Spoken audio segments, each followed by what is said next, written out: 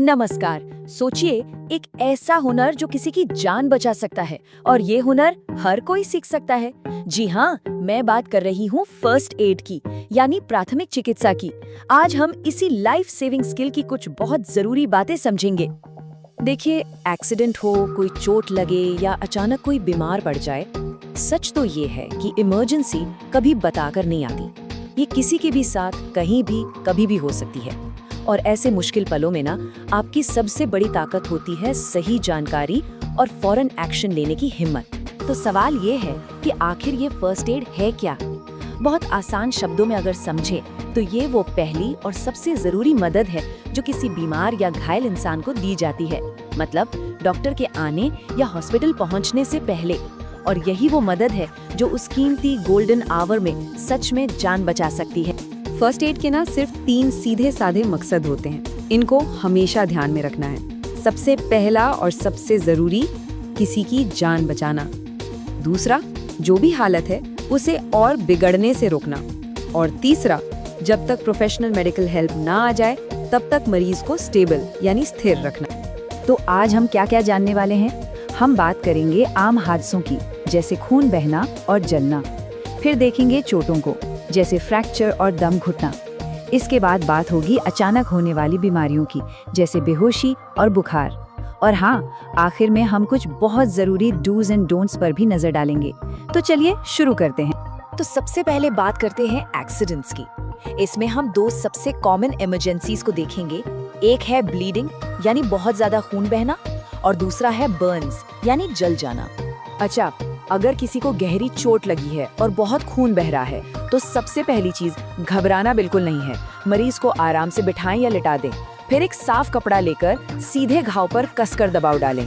और अगर मुमकिन हो तो चोट वाले हिस्से को दिल के लेवल से थोड़ा ऊपर उठा दें। इससे क्या होगा, खून का बहाव थोड़ा कम हो जाएगा। और हाँ, एक बात गांठ बांध लीजिए, अगर घाव गहरा है तो फौरन हॉस्पिटल जाना ही है। आपको पता है, मेडिकल भाषा में बहुत ज्यादा खून बहने को हेमरेज कहते हैं। ये तब होता है जब कोई खून की नली यानी ब्लड वेसल डैमेज हो जाती है। ये टर्म जानना इसलिए जरूरी है ताकि हम सिचुएशन की गंभीरता को समझ सके। अब आते हैं जलने पर। अगर कोई जल जाए तो सबसे पहला काम, जले हुए हिस्से को बहते हुए ठंडे पानी के नीचे कम से कम 10 से 15 मिनट तक रखना है। इससे अंदर तक ठंडक पहुंचती है। एक और जरूरी बात, अगर छाले पड़ गए हैं तो उन्हें भूलकर भी फोड़ना नहीं है। और प्लीज, एक बहुत बड़ी गलती जो लोग करते हैं, उस पर क्रीम, घी या टूथपेस्ट लगाने की, ऐसा बिल्कुल मत करिएगा। इससे इन्फेक्शन का खतरा बहुत बढ़ जाता है। और अगर बर्न सीरियस है तो सोचना नहीं है, सीधा हॉस्पिटल जाना है। चलिए अब बात करते हैं दूसरी तरह की चोटों की, जैसे फ्रैक्चर और चोकिंग, यानी जब किसी का दम घुटने लगे। अगर आपको शक है कि किसी की हड्डी टूट गई है या मूंछ आ गई है तो बस एक रूल याद रखिए, उस हिस्से को हिलाना नहीं है, बिल्कुल भी नहीं। उसे एकदम स्थिर कर दें ताकि चोट और ना बढ़े। सूजन कम करने के लिए आप आइस पैक लगा सकते हैं। और हाँ, किसी भी तरह के झटके से बचाना है। इसके बाद सही इलाज के लिए डॉक्टर के पास जाकर एक्सरे करवाना सबसे जरूरी है। यहाँ पर 2 चीजें हैं, इनको समझ लेते हैं। फ्रैक्चर मतलब हड्डी का टूटना, सिंपल। और स्प्रेन, जिसे हम मोच कहते हैं, उसका मतलब है लिगामेंट में चोट। लिगामेंट वो होता है जो हमारी हड्डियों को आपस में जोड़कर रखता है। दम घुटना ये एक ऐसी इमरजेंसी है जहां हर एक सेकंड कीमती होता है। तो क्या करना है? अगर वो इंसान खांस पा रहा है तो उसे और जोर से खांसने के लिए हिम्मत दीजिए। लेकिन अगर वो खांस नहीं पा रहा, बोल नहीं पा रहा, तब हाइमलिक मनूवर परफॉर्म करना पड़ता है। और भगवान ना करे अगर वो इंसान बेहोश हो जाए तो एक पल भी बर्बाद किए बिना फौरन इमरजेंसी सर्विसेज को फोन करना है। चोकिंग को मेडिकल भाषा में एयरवे ऑब्स्ट्रक्शन कहा जाता है। इसका सीधा सा मतलब है कि सांस की नली में कुछ अटक गया है, कोई रुकावट आ गई है जिसकी वजह से सांस नहीं आ रही। चलिए अब अपने तीसरे सेक्शन पर आते हैं, सडन इलनेस यानी अचानक होने वाली बीमारियां। इसमें हम 2 चीजों पर फोकस करेंगे, बेहोशी और तेज बुखार। अगर कोई अचानक बेहोश हो जाए तो पैनिक नहीं करना है। सबसे पहले उन्हें जमीन पर सीधा लेटा दें। फिर धीरे से उनके पैरों को किसी चीज पर रखकर थोड़ा ऊपर उठा दें। इससे दिमाग की तरफ ब्लड फ्लो बेहतर होता है। गर्दन के पास अगर टाई, मफलर या कोई टाइट कपड़ा है तो उसे ढीला कर दें। और अगर 2-3 मिनट में भी होश ना आए तो फौरन डॉक्टर को बुलाना है। बेहोशी के लिए भी एक मेडिकल टर्म है जिसे कहते हैं सिंकोपी। ये बस कुछ देर के लिए बेहोश हो जाना है, और ऐसा अक्सर तब होता है जब दिमाग में खून का बहाव अचानक से कम हो जाता है।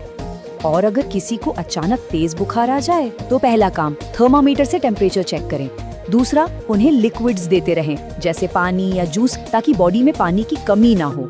लेकिन एक बात जो सबसे ज्यादा जरूरी है और जिसे हमें हमेशा याद रखना चाहिए, डॉक्टर की सलाह के बिना अपनी मर्जी से कोई भी दवा नहीं देनी है। अगर लक्षण और खराब होते दिखें तो हॉस्पिटल जाना ही सही रास्ता है। तो अब तक हमने कुछ स्पेसिफिक सिचुएशंस की बात की। अब चलिए कुछ ऐसे गोल्डन रूल्स देखते हैं जो हर तरह की इमरजेंसी में काम आते हैं। ये है सबसे जरूरी डूज एंड डोंट्स। क्या करना है? शांत रहना है, पैनिक नहीं करना, इमरजेंसी सर्विसेज को फोन करना है, और घर में एक फर्स्ट एड किट हमेशा तैयार रखनी है। और क्या बिल्कुल नहीं करना है? कोई भी अनजान दवा नहीं देनी है, और किसी भी सीरियस कंडीशन को ये सोचकर नजरअंदाज नहीं करना है कि ये तो ठीक हो जाएगा। तो इन सब बातों का निचोड़ क्या है? बस एक लाइन, तैयारी में ही समझदारी और बचाव है। Be prepared. सच कहूँ तो फर्स्ट एड की सही जानकारी हर घर में, हर इंसान के पास होनी ही चाहिए। ये वो छोटी सी तैयारी है जो किसी बहुत बड़ी मुसीबत को टाल सकती है। एक बात हमेशा याद रखिएगा, सही समय पर उठाया गया एक छोटा सा कदम सच में किसी की जान बचा सकता है। आपकी जानकारी, आपकी सूझबूझ किसी की जिंदगी और मौत के बीच का फर्क साबित हो सकती है। तो आखिर में सवाल बस इतना सा है, जब वो पल आएगा, जब किसी को मदद की सख्त जरूरत होगी, तो क्या हम और आप मदद के लिए तैयार रहेंगे?